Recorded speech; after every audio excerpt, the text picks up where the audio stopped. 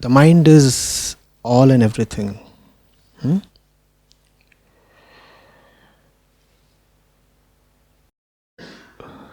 The prayer is to nourish the right and auspicious parts of the mind.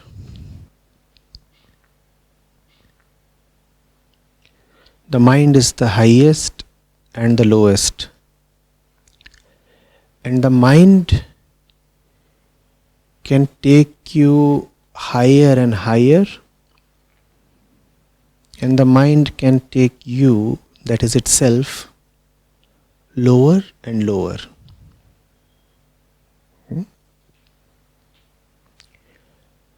Gods refer to the forces inside the mind itself that offer it ascension and upward propulsion.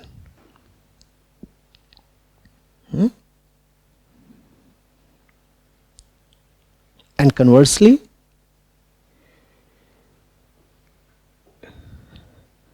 Danavs or demons refer to the forces within the mind itself that sink it into all kinds of depravities and perversions. Both these reside very much within the mind itself. Getting it?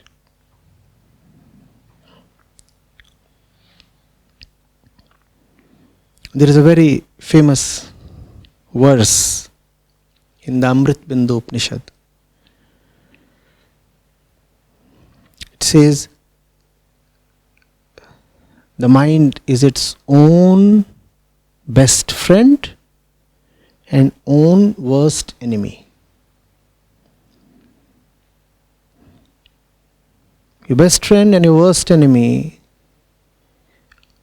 are not at all outside of you.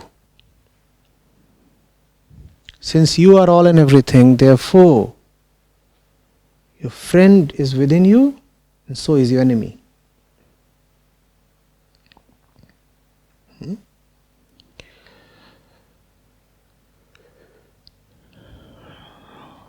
Why do the gods have diverse names as have the demons? Because there are various kinds of forces within that help you, and there are various kinds of forces within that drown you, sink you, depress you. There is no God out there somewhere. The prayer is to oneself. It's a kind of reminder to oneself. It's an encouragement to oneself.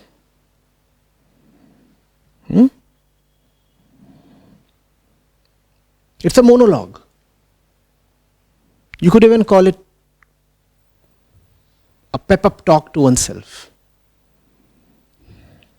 There's nobody anywhere else. It's a soliloquy.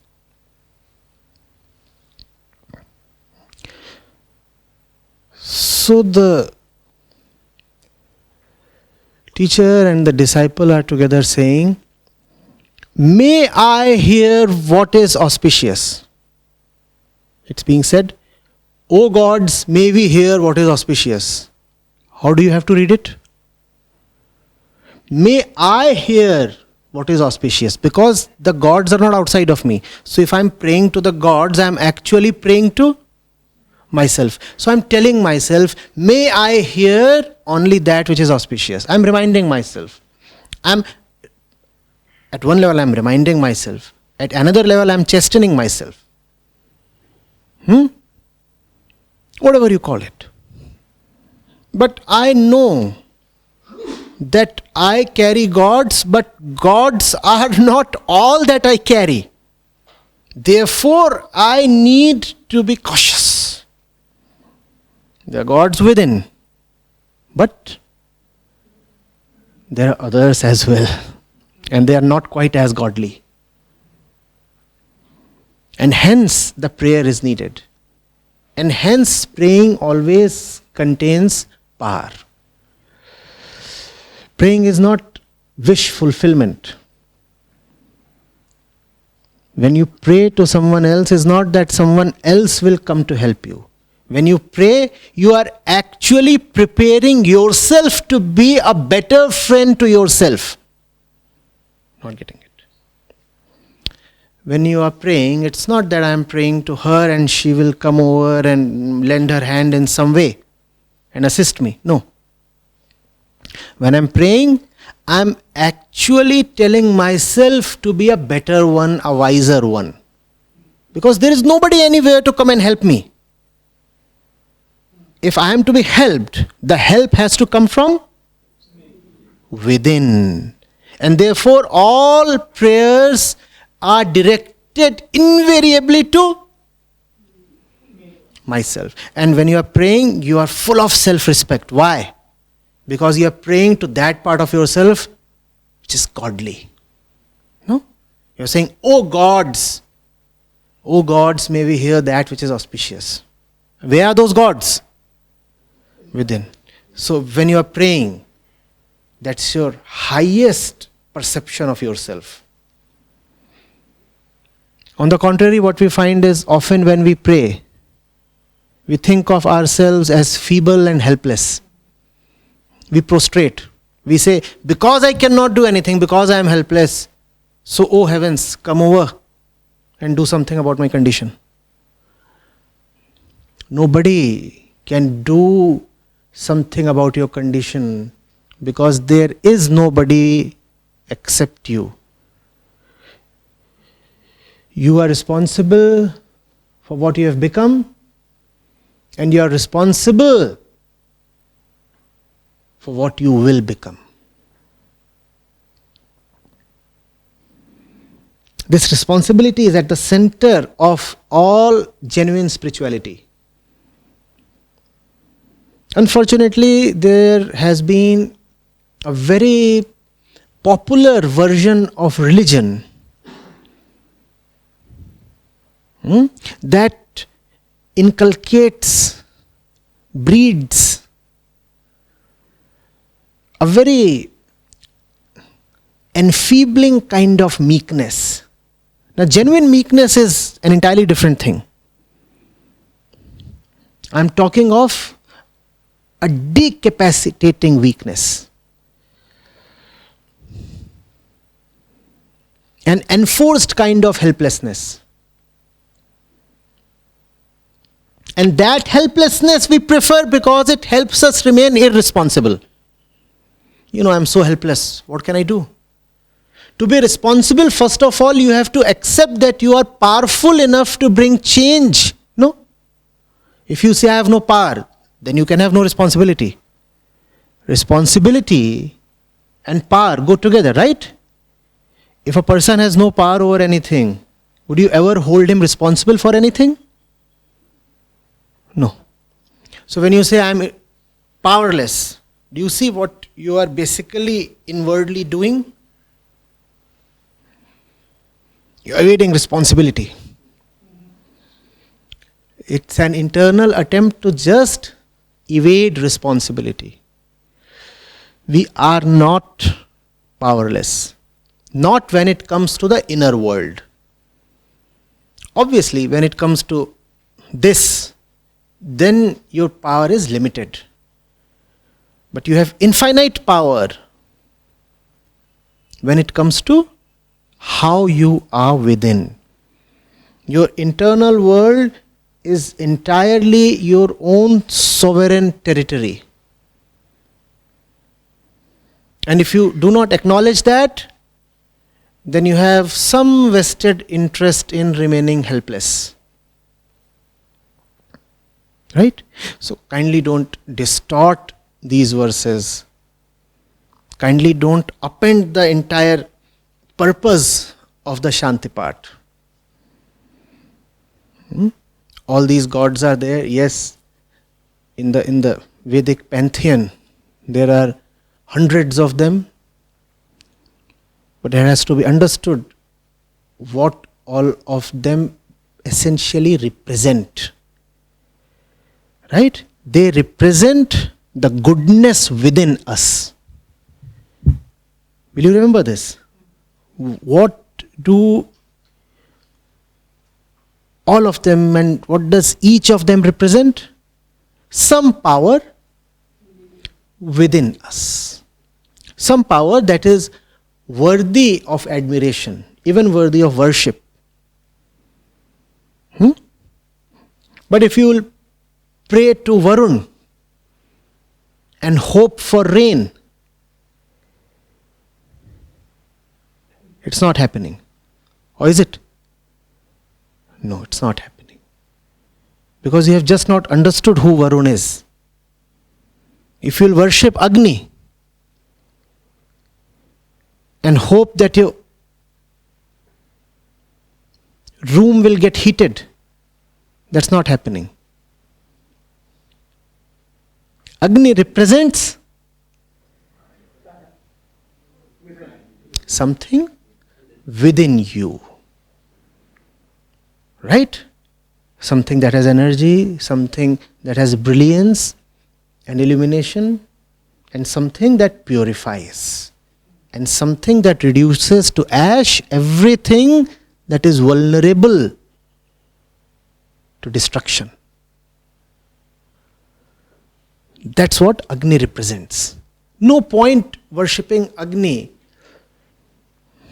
as some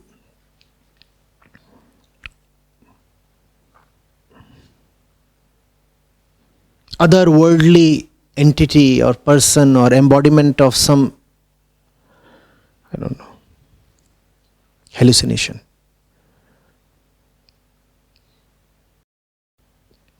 Getting it? Right. O gods, may we hear with our ears what is auspicious. Do you see the choice involved here? I have the choice to lend my ear to all kinds of garbage. And I have the choice to lend my ear only to that which is auspicious. No, I'm praying to myself. I'm begging, please be careful, because I know your tendencies. I know. While you have the power to live rightly, you also have the demons lurking within. So please be careful. Listen only to that which is auspicious. Do not listen to anything else, please. Now this does not mean that if you have made this prayer, then the gods will send only auspicious words down to you. No. The world will remain full of everything as it always has been. Stuff auspicious and stuff grossly inauspicious as well. But if you have made this prayer, then you will probably be careful to let in only the auspicious part. I want only the right things to enter me. Now, is this too complicated a thing? No. Isn't it something extremely straightforward? It's like, you have those notes to the self. Those sticky things you put on the wall or on your desk or somewhere. It's a note to oneself. Listen rightly. Listen rightly. And Gautam Buddha repeated this a few centuries later. Eat rightly, listen rightly, walk rightly, speak rightly, think rightly. Remember his eightfold path? What else is that? Earn rightly, right livelihood. So here, listen rightly. Listen rightly. And gods will not help you in that. Only you can help yourself. Or you are the God who would help you. That's nice, no? I am the God. I am the only God. And therefore I'll pray to myself. And when I say I am the only God who can help me, I'll not forget that it's not only God that I am. Yes. That's the thing about the ego. Potentially it is the sky.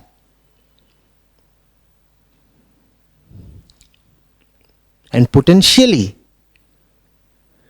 it is the deepest, darkest hell as well.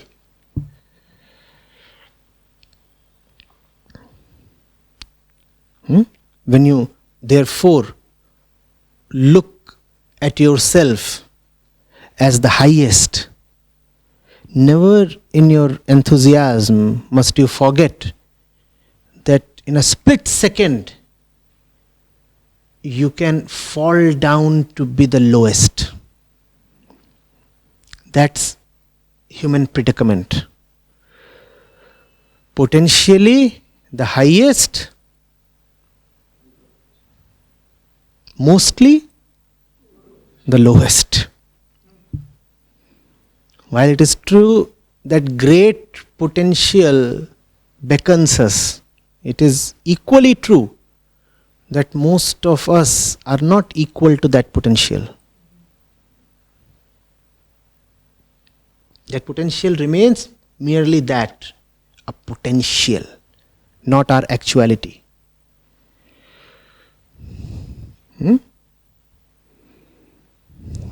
Are we together?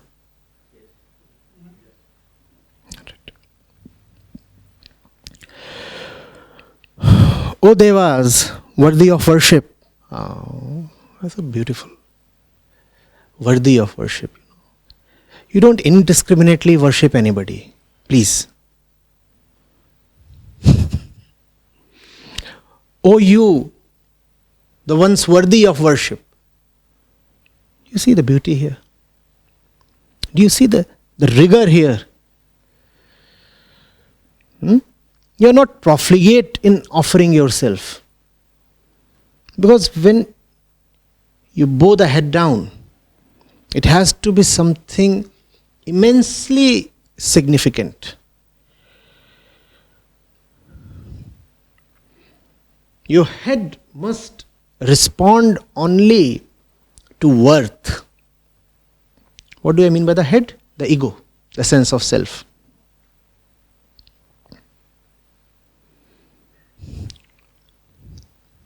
Don't just prostrate anywhere. Be firm. The man of scriptures, the man of wisdom. And when I say man, that means mankind. I'm not excluding women. It's a bit old school, I know, but please. The man of wisdom is not weak or supine or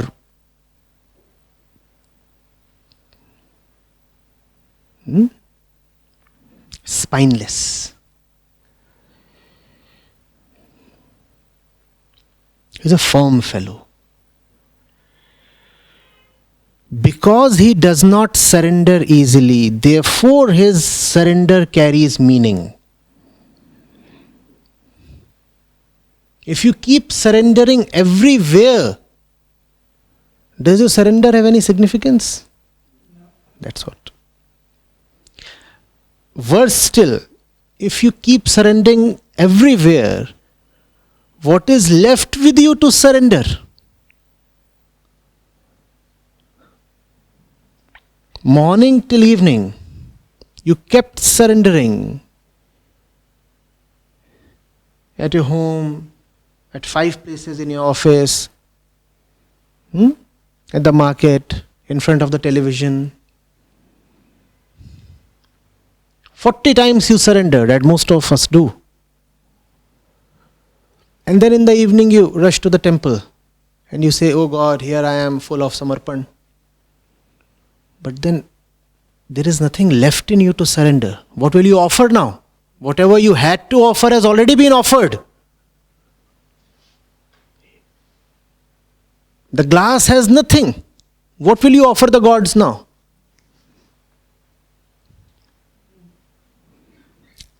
Right? Therefore, for surrender to have any meaning, you should firstly be very resistant to surrendering. Mostly we do not appreciate this.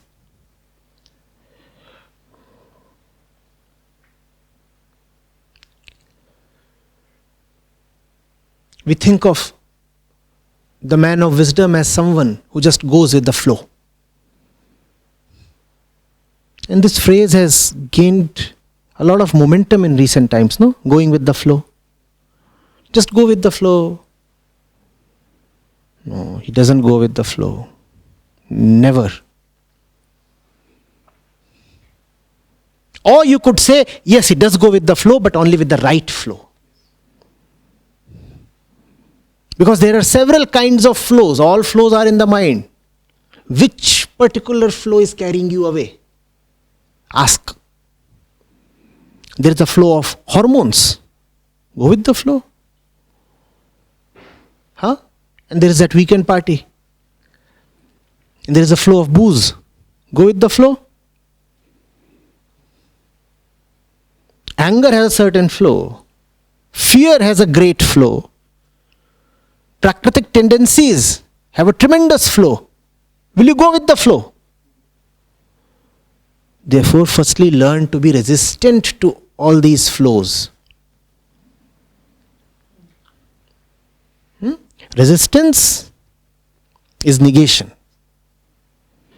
Neti neti. That's the method of the Upanishads. Negate. Negation is another name for resistance. Say no. Before you start saying yes to God and Brahm and truth and this and that, learn to say no. If you can't spell no, what's the value in your yes? Is there any?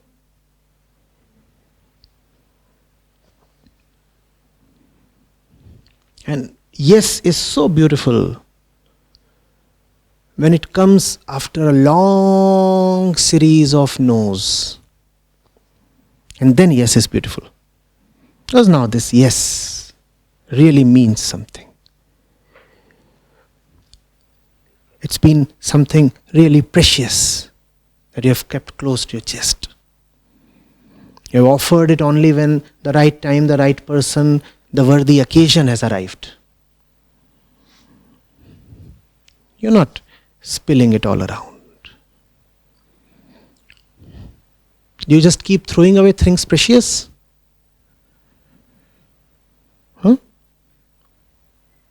Your yes has to be something very precious.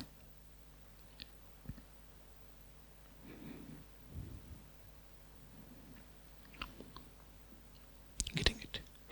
Oh, gods worthy of worship, may we see with our eyes what is auspicious.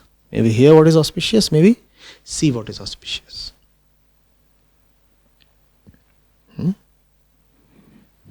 And what is auspicious? That which is godlike. I'm praying for auspiciousness to gods, and what is auspicious? That is contained in my prayer to the gods. What is auspicious? That which makes me look upwards to the gods. I could have looked downwards as well. No? That upward glance is auspiciousness. And I have the choice to look that way or look this way. Mostly we prefer to look this way. Looking this way is inauspicious. You have one life and it's meant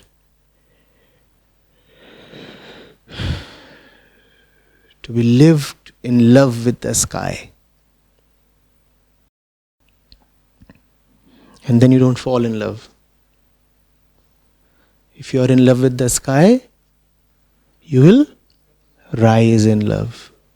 We fall in love because our love is just this glance, looking downwards.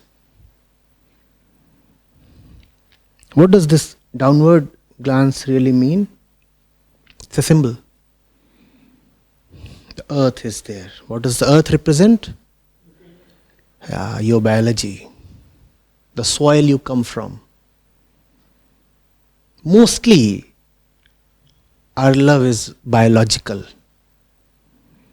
And therefore, it only drags us down. In most cases, love is not an enabler. It's rather the biggest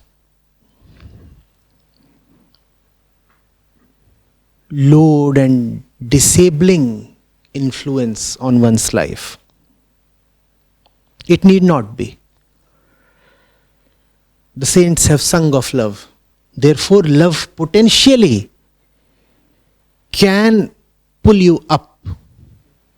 Why does it not? Because we are indiscriminate in loving. Because in the moment of love, we just go with the flow. We get so carried away that we don't bother to pause and ask, what really is this? What is happening? What am I saying yes to? Question is rarely asked. No? And then to justify our foolishness, we say, you don't think in love, and if you are thinking, then it is not love. A madman does not think because he cannot think. Neither does a drunkard. Does that lend goodness or auspiciousness or credence to his actions and utterances? He does not think, does he?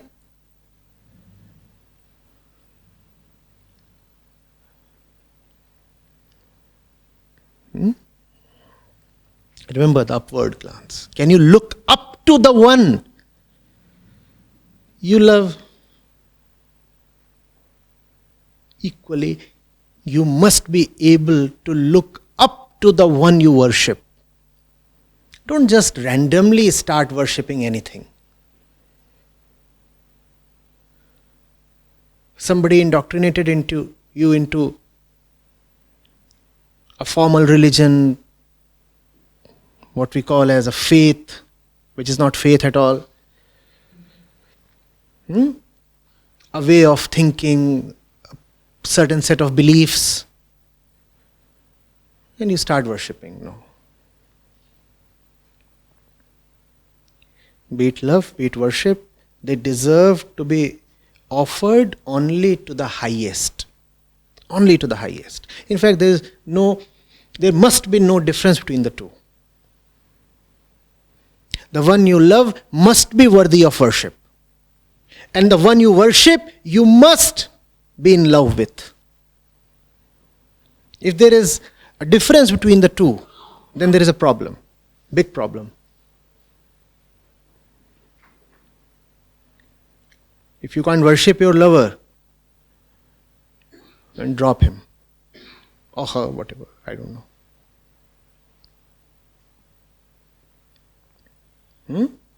And if you can't love your gods, those gods must be thrown away.